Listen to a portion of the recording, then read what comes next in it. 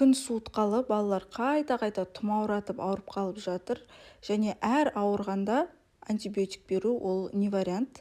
Мамам бірнеше күн алдын осындай халық емі ма, бір средство жіберді да, соны жасап көрген едім. Уже бірінші күннен пайдасы болды. Сол күні түнде қызулары да көтерілген жоқ, екінші күні уже тұмаулары басылды.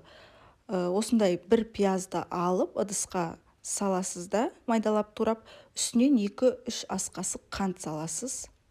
Ешқандай зияны болған жоқ. Ойланбай қолдансаңыз болады. Бетін жауып 5-6 сағатқа немесе бір түнге қойып қойыңыз. Сосын бетін ашқаннан кейін осылай пияздың суы шыққанын байқайсыз. Осыны аласыз да балаңызға, ауырып жатқан балаңызға күніне 3-4 рет бересіз. Бұл тәтті, ешқандай дәмі жоқ, сондықтан балалар іше береді.